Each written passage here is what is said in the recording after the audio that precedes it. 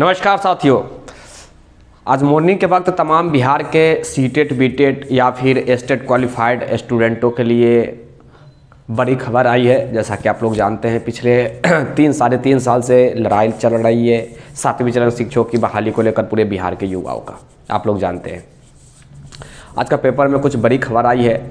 पहले मैं वो थोड़ा सा बताने का प्रयास करूँगा, फिर आपसे बात करनी है, थोड़ी सी बात भी करनी है। पहले ये देख लीजिए।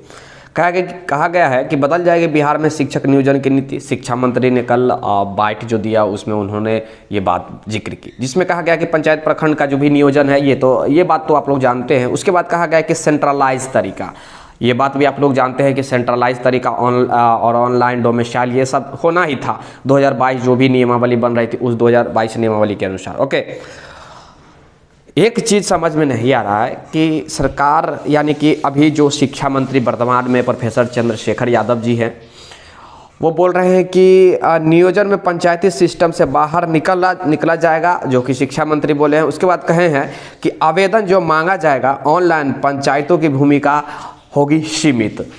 एक तरफ 2022 नियमावली में कहा जा रहा है कि जो पंचायत प्रखंड जो भी है इसकी भूमिका ख़त्म कर दी जाएगी, ऑनलाइन सेंट्रलाइज डोमिसाइल होगा। और आज के आप पेपर में देखेंगे, कल जिस प्रकार उन्होंने वाइट दिया कि हम केंद्रीकृत होगी पूरी प्रक्रिया, ये बात तो सब लोग जानते ही थे। तो इसमें नया बात कहाँ से आ गई? क्या बात है कि भैया नई चीज़ होगा और ये 7वीं चरण पर भी इफेक्ट पड़ेगा। 7वीं चरण इसी के कारण डिले हो रही है। आज के पेपर में अगर आप देखेंगे तो आपको देखने को मिल जाएगा। ओके, साफ साफ कहा गया है, तमाम प्रकार के आज के न्यूज़पेपर में कहा गया है, दिया गया है। मैं बात भी आपसे करूंगा, थोड़ा सा बने हुए रहिएगा वीडियो पे। तमाम पेपर में, एक और पेपर में आपको देखने को मिलेगा कि बदल जाएगी बिहार में शिक्षक नियोजन की नीति। शिक्षा मंत्री शांति बनाए रखे, जो स्टूडेंट अभी स्ट्राइक कर रहे हैं उनके लिए भी कहा गया है। शिक्षा मंत्री ने कहा है कि जो लोग अभी आंदोलन कर रहे हैं वो शांति थोड़ी सी बनाए रखें, उनकी बहाली प्रक्रिया जल्द पूरी की जाएगी, नई शिक्षक नियोजन नीति के अनुसार की जाएगी। 21% अभी शिक्षा में बजट जो भी है, शिक्षा का बजट जो है वो खर्च किया जाता था 21%, अब 25% किया जाएगा। ये बात तो सही है, चलिए भैया अच्छी बात है कि 21 की जगह 25% कर रहे हैं, बहुत अच्छी बात है। लेकिन ये कौन सी अच्छी बात है कि 2022 नियमावली आप पिछले 1 साल से जारी कर रहे हैं, पिछले 1 साल से ही ला रहे हैं। कभी कैबिनेट में जा रही है, कभी कहीं जा रही है, कहीं जा रही है। आज के पेपर में भी दिया गया कि कैबिनेट की मंजूरी लगते ही ये जारी कर दिया जाएगा। अब कौन से कैबिनेट मैं नहीं जानता हूँ। उसके बाद कहा गया है तमाम प्रकार के न्यूज़पेपर में आपको देखने को मिलेगा, जिसमें बिहार के शिक्षा मंत्री का फोटो भी आपको साफ साफ देखने को मिल रहा होगा। देख लीजिए, शिक्षा मंत्री के फोटो भी साफ साफ देखने को मिल गया होगा, जिसमें कहा गया है कि शिक्षकों की जो है 3 लाख, यानी कि आप लोग जानते हैं कि 3.25 लाख अभी बिहार में शिक्षकों की रिक्तियां हैं, खाली है। और प्राइमरी से लेकर के +2 की भी जिक्र किया गया है कि जो भी बहाली आनी है वो प्राइमरी से लेकर के +2 तक की आनी है। ओके, इसके बाद कहा गया कि इसके बाद प्राथमिक स्कूलों में बहाली होगी। पहले तो +2 स्कूलों में होगी, माध्यमिक उच्च माध्यमिक होगी। जैसा कि मैं भी बार बार आप लोग को बताता हूं कि पहले जो भी 7वीं चरण में होने वाली, आप लोग जानते हैं, माध्यमिक उच्च माध्यमिक की होने वाली है। उसके बाद ही आपको प्रारंभिक की स्कूलों की बहाली देखने को मिलेगी। मुझे एक चीज़ समझ में नहीं आ रहा है कि ये नियमावली आखिर कब आएगी। जब मैं प्रश्न करता हूँ सर से, शिक्षा मंत्री से जाकर, चाहे कोई भी स्टूडेंट प्रश्न करता है, कोई भी मीडिया प्रश्न करता है, तो वो एक ही बात बोलते हैं कि महीनों लग सकते हैं। अब कैसे महीना लगेगा मुझे नहीं, नियमावली आने में जब साल लग रही है तो विज्ञप्ति आने में कैसा लगेगी मुझे समझ में नहीं आ रहा है। आप लोग अपना कमेंट बॉक्स में जरूर विचार दीजिएगा, जो भी समझ में आ रहा होगा। ओके, इससे ये स्पष्ट होता है कि सरकार जानबूझ के डिले कर रही है, और एक तरफ ये भी दावा कर रही है कि थोड़ा संयम बना के रखे। 3 साल से लोग संयम ही बना के रखा हुआ है, 3.5 साल से संयम बना के रखा हुआ है। कब तक लोग रखें? आखिर ये सबसे बड़ी प्रश्न है कि कब तक रखें। आज हो सकता है तो बिहार के शिक्षा मंत्री के यहाँ हमारी जो भी साथी में जो कुछ एक्टिव साथी है वो भी चल जा पाएंगे, या फिर मैं तो जाऊँगा ही। शिक्षा मंत्री से प्रश्न मैं खुद पूछने का आज प्रयास करूँगा कि आखिर वाकई में ये जो आप बार बार जो कहते हैं कि केंद्रीकृत होगा, ऑनलाइन होगा, डोमिसाइल होगा, सेंट्रलाइज होगा, ये आज से नहीं, पिछले 1 साल से 2022 नियमावली का जब लीक हुआ था बिहार विकास भवन सचिवालय से, उस वक्त से ही ये आस लगाई जा रही थी कि हाँ ये सब होने वाला है। आखिर ये कब तक सिर्फ पेपर में होगी? धरातल पर नहीं देखने को मिलेगी। और अभी तक कुछ धरातल पर वाकई में 7वीं चरण के स्टूडेंटों के लिए नहीं देखने को मिला है।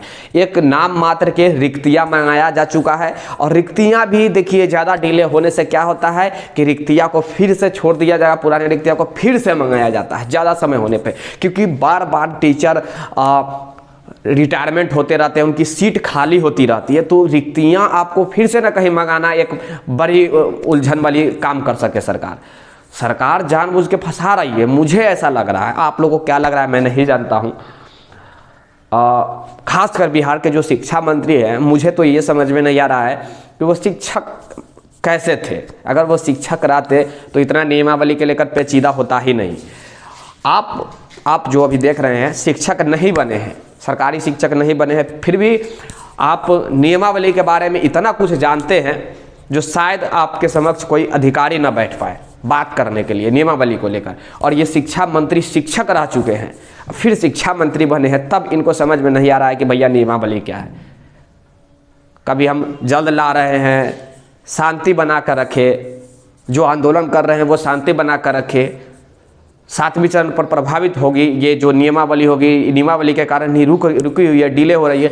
तो नियमावली के कारण भैया अगर डिले हो रही है, रुकी हुई है, तो नियमावली तो चाहे तो 1 से 2 दिन में आ जाएगी। यार मुहर लग चुका है, वित्त मंत्री का मुहर लग चुका है, सारा चीज़ हो चुका है, वेरीफाइड के लिए जब जा चुका, शिक्षा मंत्री के पास जब पहुंचा है, तो अभी पेपर में आपको देखने को मिल रहा होगा कि जल्द ही कैबिनेट से मंजूरी मिल जाएगी। ये कैसी मंजूरी मिलेगी कि 1 साल में एक नियमावली के ऊपर जब मोहर लगती है तो सरकार कैसे काम करेगी, सरकार कैसे पूरी बिहार की शिक्षा व्यवस्था में सुधार करेगी, सरकार कैसे सारे चीज़ को हैंडल करेगी। जब एक नियमावली में 1 साल लगाती है सरकार, तो पता नहीं ये सब चीज़ शिक्षा विभाग को सुधारने में, शिक्षा में गुणवत्तापूर्ण शिक्षा बच्चों को देने के लिए पता नहीं ये कै साल लगेगी। कहीं अगला जन्म तक तो नहीं जाना पड़ेगा बिहार के शिक्षा मंत्री को। ये कछुए की चाल ना बोलिए, कछुए की बच्चे की चाल है। कछुए की भी चाल रहती तो अभी तक दिल्ली दूर नहीं है। यहाँ से कछुआ भी अगर चलना स्टार्ट करे तो मुझे लगता है कि 6 महीना में तो कछुआ यहाँ से दिल्ली तक पहुँच जाएगा। लेकिन हमारे शिक्षा मंत्री हैं कि यहाँ से अगर दिल्ली उनको पैदल जाना हो तो वो अगले जन्म में पहुँचेंगे, 7वीं जन्म में पहुँचेंगे, अगले जन्म में नहीं 7वीं जन्म में पहुँचेंगे। ये सब नहीं बोलना चाहिए, लेकिन क्या करूँ, इरिटेट लोग के कर रहे हैं। और एक तरफ आश्वासन भी दे रहे हैं स्टूडेंट को, तमाम बिहार के युवाओं को, सीटेट बीटेट क्वालिफाइड युवाओं को, कि भैया आप संयम बना के रखें, शांति रखें। मैं नहीं जानता हूं कि कैसे वो बोल रहे हैं। आप लोग को क्या लग रहा है नीचे ज़रूर लिखिएगा, आप लोग को क्या लग रहा है नीचे ज़रूर लिखिएगा। देखते हैं आज अगर मिलते हैं तो उनके साथ अच्छी प्रकार से बात किया जाएगा, अच्छी प्रकार वाली बात किया जाएगा। आप जानते हैं मैं किस प्रकार से बात करता हूं, कोशिश करूंगा अपने तरीक़ा से, पूरी तरीक़ा से लपेट सपेट के बात करने का। लपेट सपेट कहने का मतलब कि वही उसी प्रकार से, जिस प्रकार से आपसे मैं बात करता हूँ उसी प्रकार से बात करने का, प्यार वाली बात।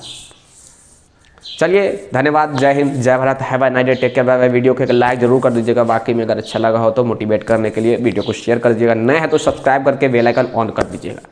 तब तक के लिए जय हिंद, जय Bharat, have a nice day, जय हिंद।